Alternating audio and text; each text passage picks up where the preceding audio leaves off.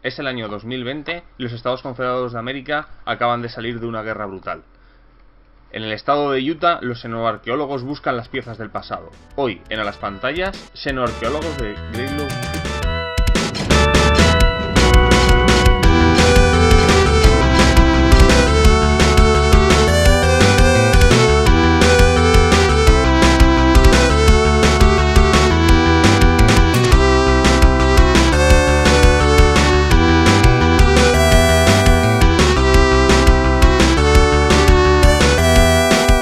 Buenas a todos, soy Ezcardan y hoy os traigo aquí el Xenoarqueólogos Salvajes, que es una ambientación licenciada por Zong PJ para Savage World. Y bueno, pues un poco seguir con la línea Savage World.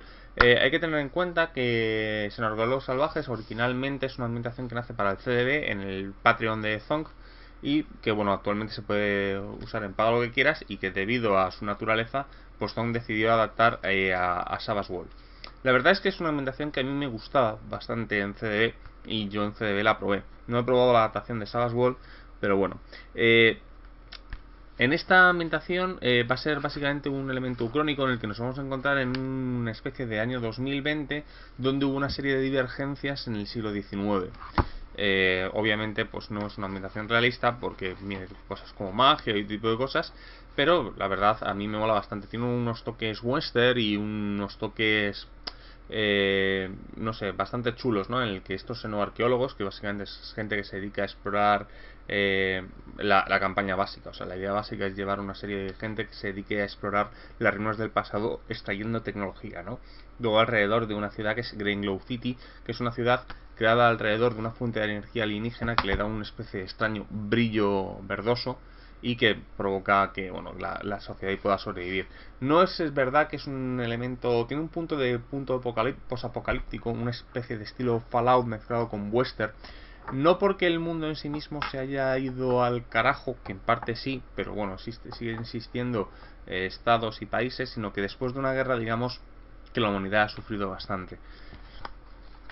Y bueno, lo primero que nos vamos a encontrar básicamente es una introducción en la que nos van a hablar del origen de la ambientación y cómo se llega a ella. Está bastante bien, ¿no? Básicamente pues Zong nos van a hablar. Este tipo de cosas a mí me encantan. Yo todo lo que son post-mortem y ideas, notas de diseño siempre me han gustado. Y los libros de rol que lo traen, por ejemplo puede ser 13 Age, la verdad siempre me ha gustado, ¿no? Y te habla un poco cuáles son sus orígenes, que se crea mediante un proceso de elaboración colectiva, como puede ser el de Dresden Files, ¿no? Del cual habla. Entonces te habla de los tres puntos más importantes de la hora de hacer Xenoarqueólogos de Greenlow City, ¿no? A continuación, bueno, pues nos van a venir una serie de personajes con las tipos más habituales de personajes que va a haber, desde xenocientíficos, chatarreros o mormones. Es curioso, ¿no? Porque esto está ambientado todo en el estado de Utah, cerca de la ciudad de Salt Lake City, y bueno, pues tiene ese punto. No sé, a mí me hace gracia, es que siempre me ha hecho mucha gracia Utah y los mormones. No sé, tiene un punto que, no sé, a mí me hace gracia, ¿no? Y quizás por eso un poco la ambientación me llama. Tiene un toquecillo western, que bueno, yo el western tengo una mezcla de amor-odio bastante extraña, en el cual, pues bueno, pues es que hay cosas, a mí el western en general no me gusta, pero las cosas que me gustan de western me gustan muchísimo. Tiene que ver también en parte un poco con el elemento histórico, o sea, a mí el western histórico pues me mola menos, y cuando mete cosas distintas, ¿no? Distintivas, como puede ser, yo que sé, magia o el tono, pues sí me gusta, ¿no? Pero es una especie de dicotomía extraña que tengo, ¿no? Con la estética varias género. Bueno, después de esto tenemos la creación de personajes, en el que nos van a permitir crear personajes de este entorno de campaña. La mayoría son humanos, pero tienes bastantes diferencias. Por ejemplo, tenemos los atlantes. Los atlantes vendrían a ser una especie de raza prehumana o algo así. Es una raza que intentó invadir la Tierra. Y bueno, pues tiene eso aquel. También nos vamos a tener los profundos, que es una raza híbrida, ¿no? En los nacidos de humanos y atlantes, pues es una especie de raza híbrida también. Tenemos los mutantes, que es gente que ha sido mutada por los diversos, la xenotecnología. Los indios nativos americanos, porque aquí digamos que no hay ese movimiento de integrador, o sea, es mucho más salvaje. Tiene sentido porque el sur ganó la guerra. Después tenemos los Sorum. Los Sorum es una de la primera raza que viajó a las estrellas y bueno, no está aconsejada para llevar por parte de los personajes, y los Badruk, que es una especie de raza de marsupiales que son sus guerreros, ¿no? Esto forma parte mucho del universo creado por propio Zong, que viene en el CDB y en diversas expansiones, pues digamos que suelen cumplir unos roles similares.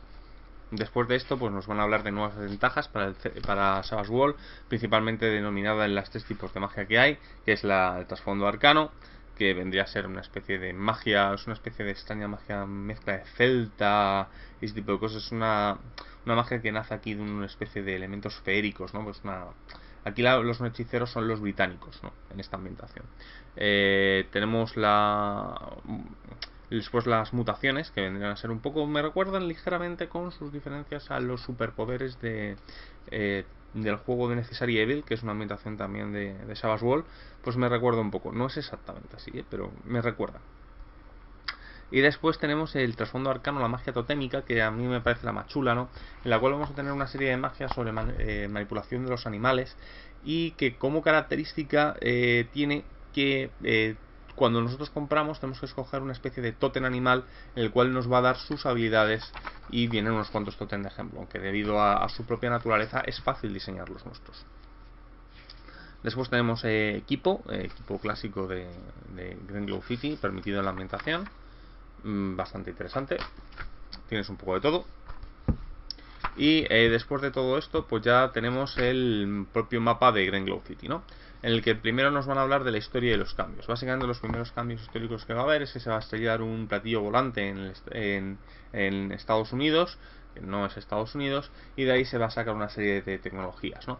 Estas tecnologías van a ser usadas por el sur para conquistar y ganar la guerra de secesión de Estados Unidos, ¿no? La secesión, bueno, la guerra civil americana, y se van a crear los Estados Confederados de América. Debido a esto, pues digamos que va a crear una serie de reacciones en cadena. Por ejemplo, los americanos van a intentar conquistar México, y México se va a convertir en un estado de los Estados Confederados de América, dividiéndose en 3, en Nuevo México, México y Chihuahua, y que además van a conquistar parte de Sudamérica. Si bien a Sudamérica no la van a integrar dentro de los Estados Confederados, van a crear una especie de estados satélites, en lo cual los ciudadanos blancos sí van a tener permitida la ciudadanía confederada, pero las poblaciones nativas, digamos que van a ser retenidas como en campos de concentración. Es decir, que toda la vida indígena americana va a ser bastante torturada y presionada por los Estados Confederados de América, que técnicamente van a ser un estado de blancos. Muy probablemente como podría haber llegado a ser, ¿no? Que se basa que la confederación, pues uno de los motivos que hubo fue la propia esclavitud, aunque realmente no es tan así, porque hubo movimientos más, digamos que así es un poco como se vende, pero digamos que la esclavitud sí fue un punto importante, ¿no? Porque en los Estados Unidos había cierto, a partir de cierto paralelo, tú no podías tener esclavos, y paralelo o meridiano, paralelo, no podías tener esclavos. Y bueno, pues es un poco, si veis la morfología de los estados de Estados Unidos, incluso actual, podéis ver que hay una línea muy clara que separa, o sea, todo lo que está por debajo de esa línea pues se podían tener esclavos, y por encima no. Después, cuando ganó la Unión, obviamente pues se prohibió la esclavitud en todo el país, y se le dio la nacionalidad a todos los no blancos. Bueno, pero el caso es que todo esto va a crear varias divergencias. Entre ellos, por ejemplo, los ingleses van a tener un contacto debido a ciertos consejeros celtas de la reina de Inglaterra. Van a viajar al mundo de las hadas y van a conseguir poderes, y digamos que Inglaterra va a ser un país que va a tender hacia el arcano, invocando unas criaturas llamadas Behemoth, que son unas criaturas gigantes, y que de hecho el Papa les va a excomulgar porque dicen que tratan con demonios. Y debido a esta guerra mágica, combinada con la tecnología alienígena que se tiene en los Estados Confederados de América, y digamos que una especie de desarrollo de tecnología mezcla de steampunk y extraña que se hace en el resto del mundo para poder combatir con estos dos superestados, pues digamos que van a ir provocando diversas tensiones, ¿no? Va a terminar, los británicos van a intentar incluso invadir los Estados Confederados usando sus nuevas tecnologías. Todo esto va a crear una escala armamentística. Van a empezar a aparecer los primeros Mets, de combate, que bueno, en la portada tenemos uno. Incluso al final pues vamos a tener las cosas como los supermechs de los estados confederados, que son unos robots gigantes capaces de enfrentarse a estos Behemoths. Hay cosas que van a tener circunstancias similares, como por ejemplo la revolución soviética de 1917, en la cual, pues claro, Rasputin pues se va a demostrar que es una especie de enorme hechicero que va a tener todo bajo control. Todo esto va a terminar creando una especie de guerra fría entre los británicos, los Estados Confederados y Rusia, que va a desestallar en una especie de enorme y brutal guerra mundial en 1980 y pico, que en el año 2000 termina en una especie de crisis de misiles que destruye gran parte de la sociedad moderna. Todo esto son los precedentes del mundo de Gringotts City, contado muy menor, porque incluso hay una alianza con los atlantes que crean la raza de profundos híbridos, tal, pero digamos que esto es básicamente los elementos más principales. No, todo esto va a venir descrito a lo largo de unas 10 páginas, más o menos, sí, 8 páginas, pues en el que nos va a contar toda la historia y la divergencia de esta ucronía. Después ya tenemos el propio paisaje, en el cual lo primero que nos van a hablar es la ciudad de Gringotts City, que pretende ser un poco el centro neurálgico de todas las campañas, ¿no? Gringotts City es una especie de ciudad en la cual pues nos van a ir hablando de todas las facciones y subfacciones. Hay una cosa que sí hay que tener en cuenta, que es que la ciudad está suficientemente detallada para dar ideas, pero suficientemente vaga, de hecho es muy vaga, como para que podamos meter nuestras propias ideas básicas, lo cual pues es un punto bastante a favor. Hay que tener en cuenta que a partir de aquí nos vamos a encontrar una cosa que a mí me hace mucha gracia, es que Zonk, o al menos el grupo de Zonk, pues hizo un gran trabajo a lo que es hora de usar referencias metaculturales en la propia ambientación, ¿no? Podemos tener en cuenta referencias desde cosas como Los Simpson, que pueden ser evidentes, cómics de Marvel, series como Jeremiah, que a mí fue una de las cosas que me ganó, fue un par de referencias que tiene Jeremiah, Fallout, etc. Un montón de novelas de ciencia ficción, videojuegos, cómics. Se nota ahí un gran bagaje en lo que se refiere a cultura popular por parte moderna, por parte de Zonk y su grupo, y pues la verdad pues siempre consigues una sonrisilla y siempre consigues encontrar un lugar que te inspire o te hace tener la chispa de lo que quieres encontrar, ¿no? Pues básicamente Gringotts City está llevado a cabo por un consejo de la ciudad, y tú, para poder ir, digamos que la ciudadanía de la ciudad le permite conectarse en una red eléctrica con la piedra, ¿no? De hecho, en la ciudad de Gringotts City tú te puedes poner donde quieras, pero digamos que no tienes conexión a la piedra que da la energía. Entonces, pues sí, tú puedes considerarte que vives en Gringotts City, pero no se te considera la ciudadanía hasta que tienes los permisos para poderte conectar a la piedra. Tienes varias facciones, como la guardia, que tiene sus facciones de guardias. Tienes localizaciones de Gringotts City, desde la piedra brillante hasta el gimnasio Hulkmania, que es una de las cosas que a mí pues me hizo gracia. No sé, siempre hacen gracias pues las cosas tontas, ¿no? Tenemos también un propio mapa de la propia Gringotts City, cómo era antes de la destrucción y cómo un poco está dividida, con una pequeña leyenda. Por eso os digo, suficientemente grande como para tiene un montón de huecos libres. Es verdad que la zona central, más cercana a la piedra, está mejor descrita, porque tiene unas cuantas localizaciones, pero es suficientemente grande como para poder meter fácilmente lo que nosotros queramos, ¿no? Pues nos habla del metro, de diversas historias que podemos encontrar, restos de robots de seguridad, cementerio de coches, tenemos una criatura que se alimenta de los sueños. La verdad, tenemos un montón de pequeñas ideas bastante buenas y que puedes perfectamente crear su propia subtramas en la ciudad, ¿no? Un poco de trabajo, y combinado con los PNJs que vienen descritos después, pues poco a poco la verdad puede salir sola bastante bien, ¿no? Una aventura, una serie de campañas o una serie de aventuras bajo esta ambientación, ¿no? Después nos van a hablar del propio estado de Utah, que nos van a venir también varios lugares, como por ejemplo un museo de dinosaurios, ¿no? Que hay dinosaurios vivos, o Behemoths que obviamente han sobrevivido en estado confederado, lugares como por ejemplo el lago seco bueno, tienes muchísimos tipos de elementos, incluido pues un montón sus propias bandas y facciones que recorren toda la ruta 80, que es uno de los lugares más importantes que atraviesa el condado de Utah, ¿no? Y que además, bueno, pues también nos vienen unas pocas referencias a la propia ciudad de Salt Lake, que, bueno, pues tiene, pues ahí puedes tener todas las tamas que quieras. De hecho, aquí pues tienes cosas como los Satanases del infierno, ¿no? Que está sacado de esa banda de los Simpsons, hasta los sacerdotes negros que se dedican a llevarse cadáveres sacados de Maya, ¿no?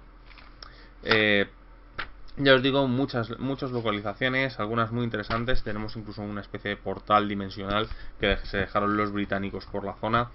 Y la verdad, yo, al menos a mí, cada localización que leo pues me inspira una aventura sin ningún tipo de problema, o una serie de aventuras. Es muy fácil, además es muy fácil, una vez que tienes esas localizaciones y ver un poco la estética que tiene y la dinámica que tiene, es muy fácil hacerte las tuyas. De hecho, si tú juegas, por ejemplo, Fallout, cualquier entrega de Fallout, fácilmente puedes sacar 2 o 3 ideas o 2 o 3 localizaciones nuevas. Cualquier cosa que funcione puede funcionar, ¿no? Porque la ambientación funciona muy bien, desde mi punto de vista. No sé, yo soy un gran fan de esta ambientación concreta.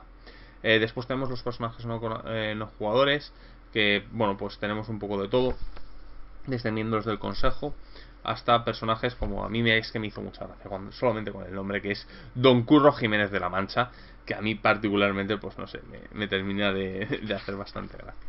Pero bueno, básicamente pues poco a poco vamos teniendo todo tipo, desde bandas completas hasta familias, pasando por clanes, pasando por personajes sueltos. Tienes cosas, por ejemplo, tienes personajes que pueden ser casi considerados fantasmas.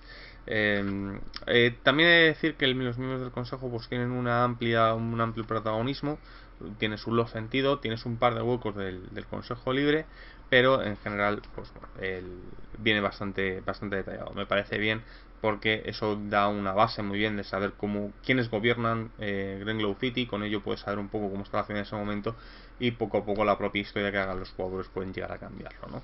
Termina el libreto con dos pequeñas aventuras salvajes que nos pueden fácilmente ser el germen, por así decirlo, del episodio piloto para hacer una serie más larga. Y por último viene una ficha de xenoarqueólogos de Greenlow City, que bueno, pues se parece mucho a la básica. A mí no me gusta, no soy gran fan de las fichas básicas de Savage World, pero he de reconocer que hay una cosa que sí me gusta, que es que vienen las habilidades desglosadas por la característica que depende, ¿no? Que esto es algo que la verdad en otros juegos se agradecería. Y poco más, esto es todo lo que es xenoarqueólogos salvajes. Ya os digo, es una ambientación pues particular. A mí me gusta, no es de las que más me gustan de Savage World, pero aún así, pues a mí la verdad es una de estas que me hace bastante gracia. La verdad es una lástima que en parte se queda corta, ¿no? O sea, es verdad que mola, pero hubiera molado, yo que sé, molaría una campaña, puntos argumentales, que es lo que siempre digo, ¿no? Porque me mola mucho el concepto en Savage World, ese punto de las campañas de puntos argumentales, sobre todo ahora que me he terminado Solomon Kane, me lo terminé ayer por la noche, pues me da la sensación de que siempre me falta, ¿no? Molan esas campañas que modifican clase, incluso la propia del mundo. Pero bueno, básicamente esto es todo. El siguiente programa os seguiré analizando cosillas de Savage World y pues en el futuro ya veremos. Soy Cardan, hasta luego.